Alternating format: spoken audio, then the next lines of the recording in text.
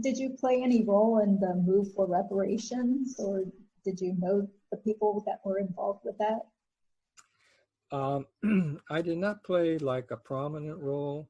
The reparations movement really picked up a lot of steam right around the same time that LTSC was starting. So most of my attention was how to get this organization off the ground. However, we did provide space for meetings. Our social worker, we hired a Japanese-born social worker, and so she was fluently bilingual. So she provided a lot of bilingual services for outreach and all of that. So, but I was more behind the scenes and just trying to support them, but not active with it. I see. Great. So, so do you want to tell me like what happened during the 1980s? I'm assuming that your community centered or your organization grew and grew, and you started being able to hire more people and do more outreach. That's right. And I learned that when you're small and you don't have a track record, none of the foundations and corporations and the government wants to fund you because, and I understand it. You know, you don't. Why should we trust you with our money if you haven't shown you could handle it responsibly? But the small businesses in Little Tokyo were very supportive. As I mentioned, we had a fundraising dinner, and even though we were only a few months old, and it was only me, they bought tables and you know, just stuff like that. But so I learned that you know, once you get a grant and you handle it well, other funders are more comfortable in giving you money. And so when the three of us started working back in 1980, one of our goals was not only to provide a good service, but to build a good reputation. And so we tried very hard to do that, to make sure that we know what we're doing, that we do a quality service, and so that funders know that if they give us a grant, we will not misuse it. We will provide a good service, that kind of thing. And so the organization was able to grow, and we added different services as we became aware of them. And so little by little, the staff grew from 3 to 6 to 10, like that. And then after about 10 years, we got into, well, there was a huge focus on homelessness in LA.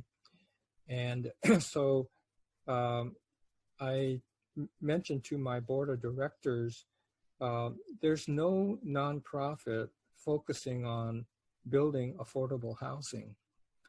And up to that time, affordable housing was basically built by for-profit corporations who would build it and then after 20 years get out. And then that affordable housing was at risk of being lost. And so I became very kind of motivated to become a nonprofit affordable housing developer, because there was a need in Little Tokyo. We were working with seniors who didn't have a safe place to live. And because they didn't speak English, they couldn't just live anywhere. Little Tokyo was the place they wanted to be. And so our board decided, let's do affordable housing as well as providing community services.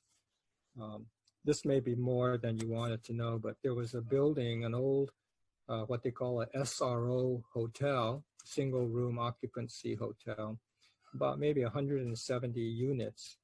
And they were occupied by poor people, low-income people and seniors and handicapped. And so the building was being torn down, and they essentially threw the residents out. And some ended up on the street. And so our board felt very motivated to we can't let that happen. And so we got into affordable housing. And so at that time, after we finished our first project, which was the San Pedro Firm building, I sent you a photo of that building. Thank you. Again, you know, we were able to take an old building. The city actually gave us the building. The city owned the building. We finished the project under budget and on time, and the city really liked that. And so we decided we can do this. We have the experience now, and as a nonprofit, we can handle millions of dollars in construction grants and do affordable housing. So then the board decided to split. And one board said, you know, let's focus on social services, community services, casework, and another board to focus on real estate, purchasing property, construction grants, and all of that. So 2 nonprofits. And so at that time, Little Tokyo Service Center became 2 organizations. And I was the executive director for both. So I had 2 different boards, 2 different staff, and we did that for 10 years. And then I decided that actually the 2 groups are overlapping quite a bit. And so let's merge them back. And so then we merged back and became the Little Tokyo Service Center Community Development. I remember walking by there or going around there before. That's where Watanabe has his office, so I'm sure you went in there. That's why it looks so familiar.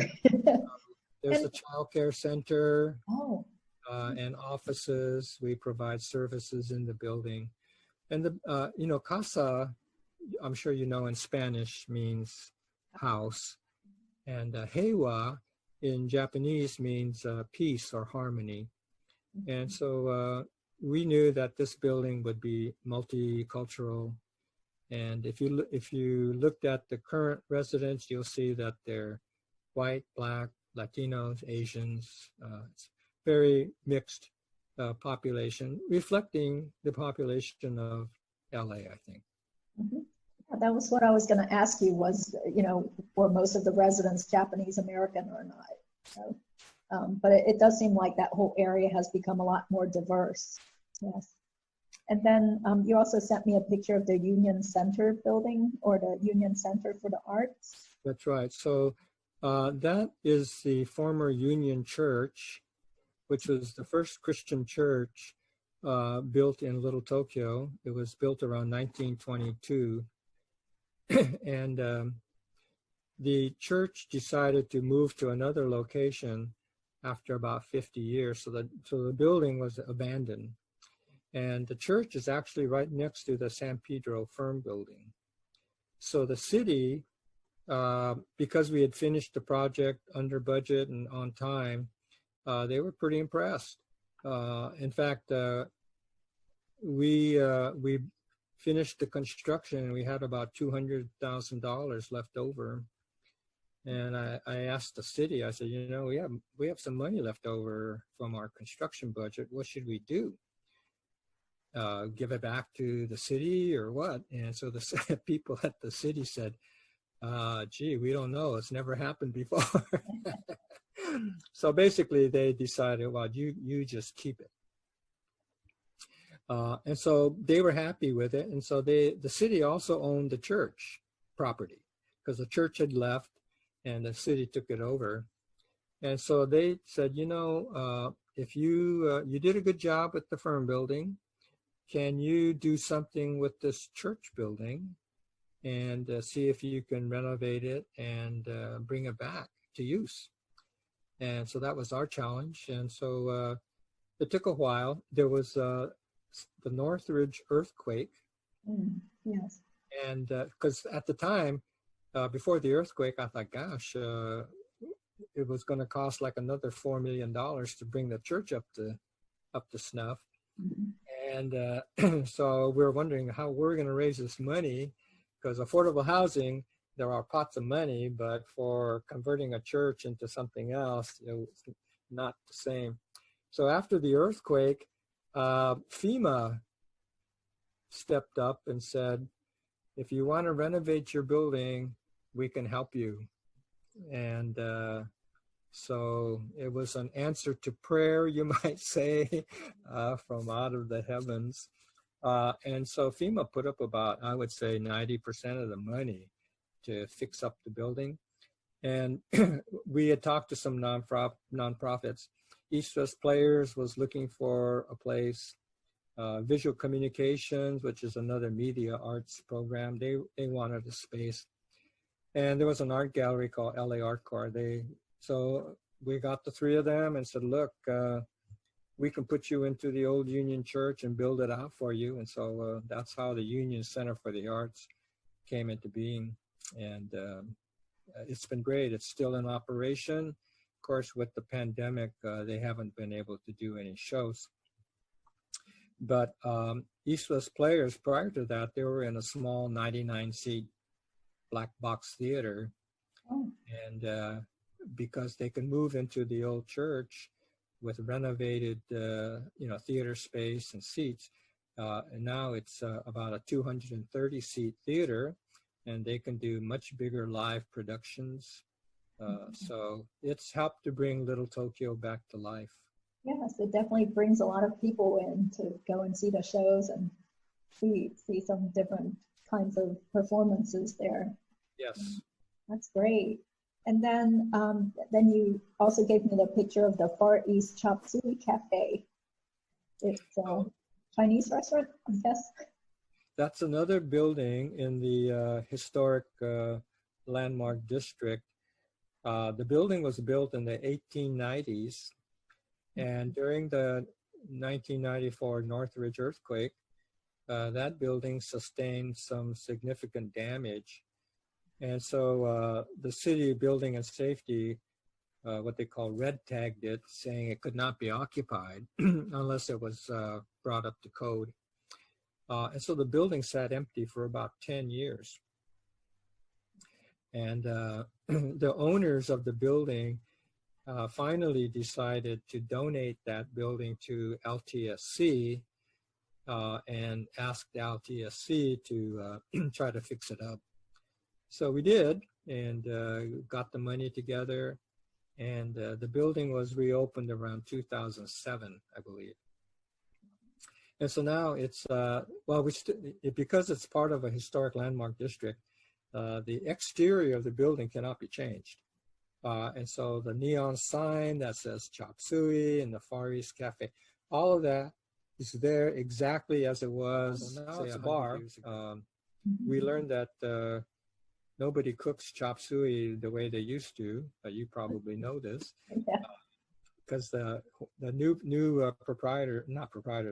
business restaurant operators, they said we can't cook the way they did back then. You know, they used lard and MSG, and it just doesn't taste the same. So they've become a sports bar. But that's okay. I mean, the buildings are still there. The history is still there. Yes. It looks the same on the outside. Yeah, that's incredible that they have the sign still there. Yeah. And then you sent me a picture of the Budokan, the multi-court gym. That sounds amazing. Yeah, so I've been working on that project for like 25 years. I first started working on it in 1994.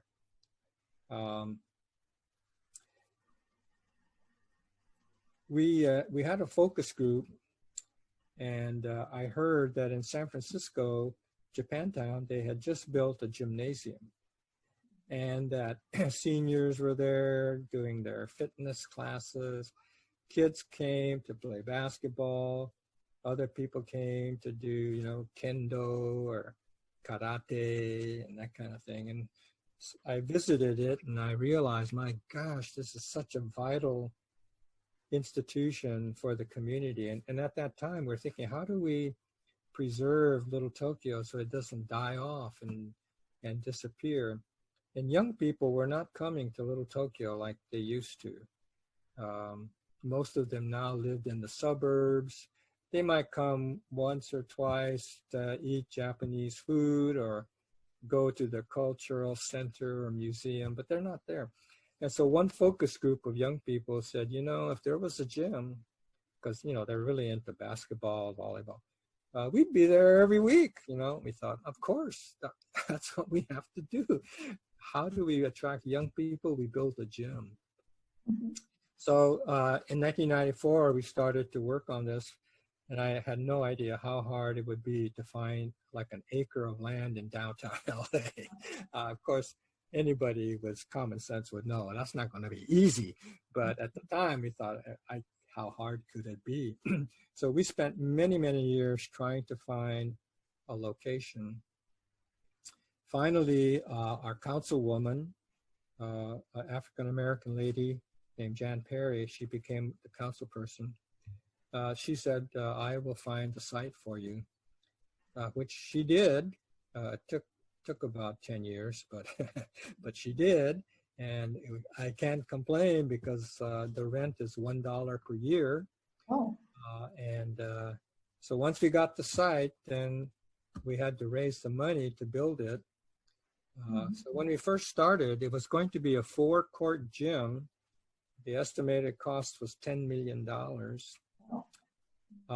But over time, it had to change. I retired in 2012, and I had to apologize to the staff. I said, I'm retiring, and I haven't finished this project, so I hope you can carry it through. And so I give them credit. They stuck with it. They had some hard times with the recession and all this stuff, but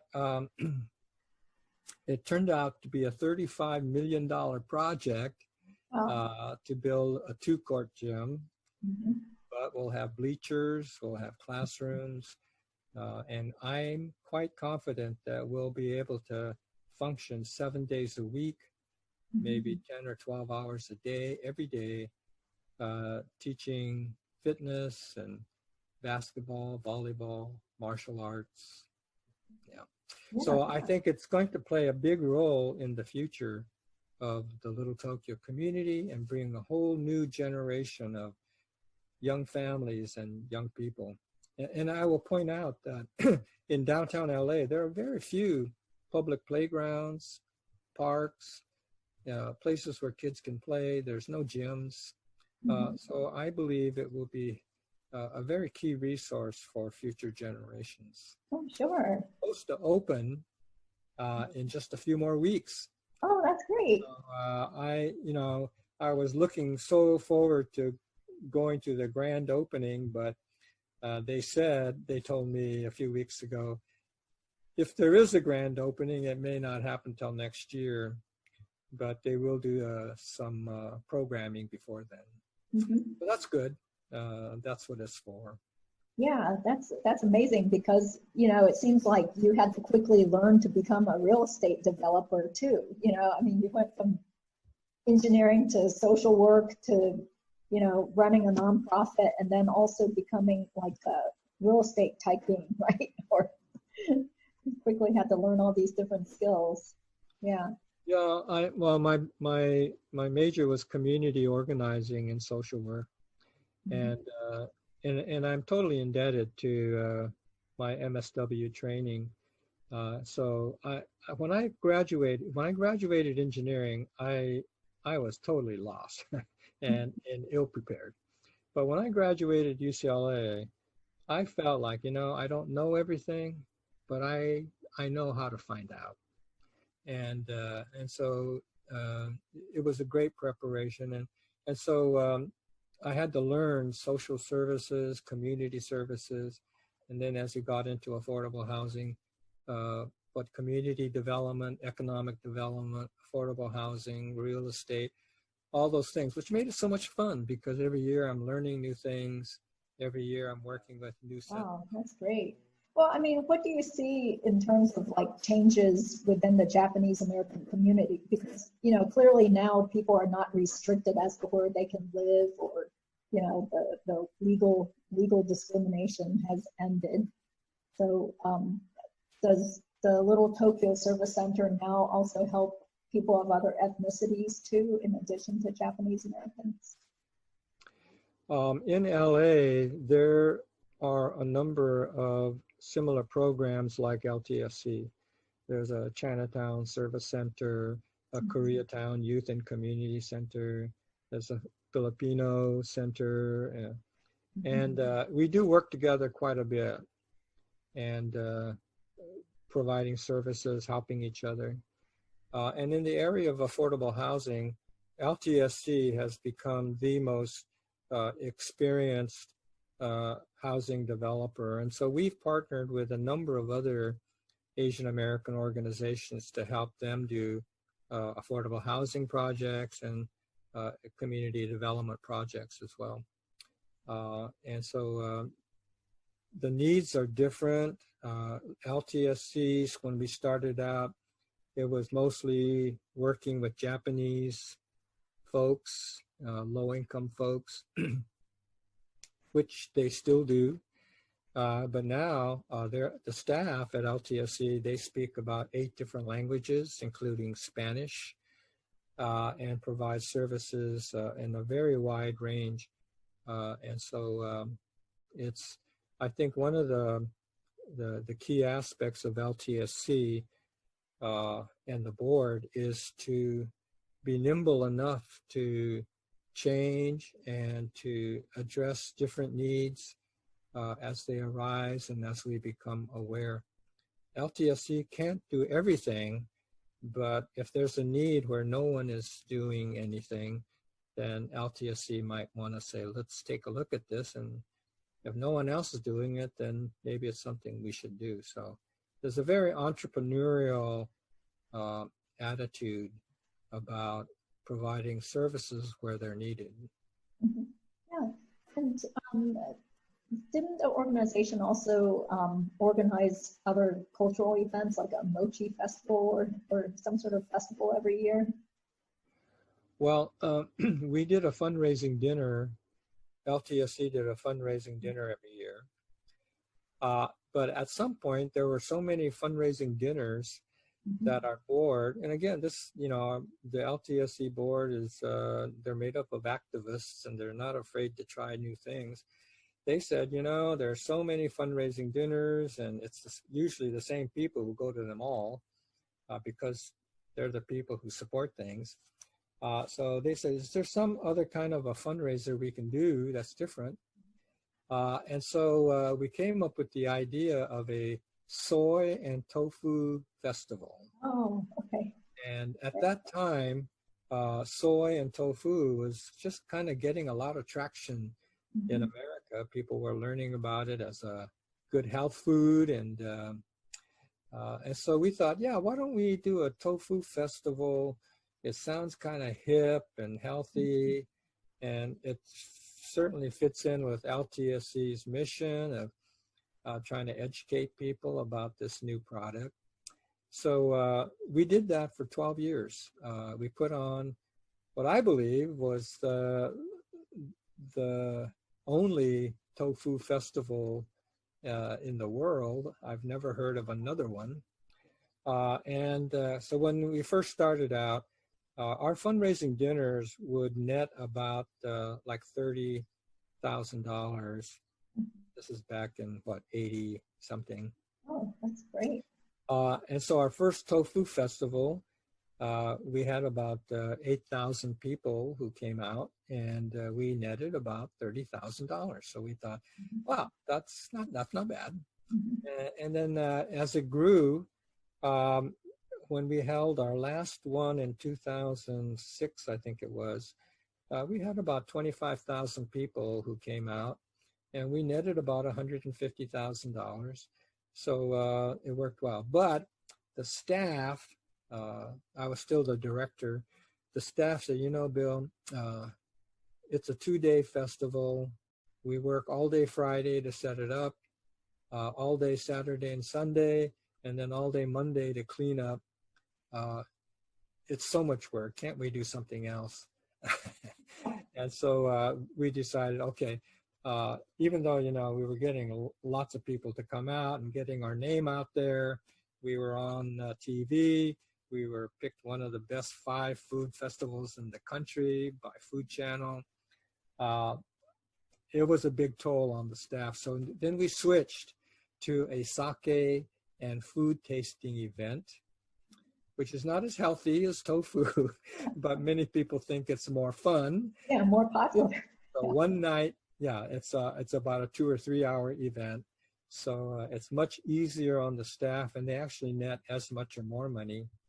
And so they still do the sake and food tasting, except for this year, of course. And it becomes kind of a signature event. People love coming to it. Before, when we used to do our fundraising dinners, by the way, the Tofu Festival was mostly like free. The dinners, people say, oh, another fundraiser, and oh, I gotta go, and same chicken dinner, and complain. This is not a sake drinking, this is sake tasting. So don't overdo it. And then we had restaurants who came in and brought their best dishes, and so the food was great. And so then people said, Bill, make sure you tell me when the next one is, because I don't want to miss it. I thought, wow, this is great. People who want to come to your fundraising event, that's perfect. That's amazing. Yeah. So I did email you some proposed questions. So I don't know if you had time to think about it, but I did want to ask you what would you like to leave as your legacy, or what are your proudest achievements? Is that too general of a question? Well, I did think about it a bit. There are things, I could point to, like Casa Hewa and Union Center. But I think what gives me the most satisfaction is, and beyond just I used to come home every night and think, today was such a good day. We helped people and we did good stuff.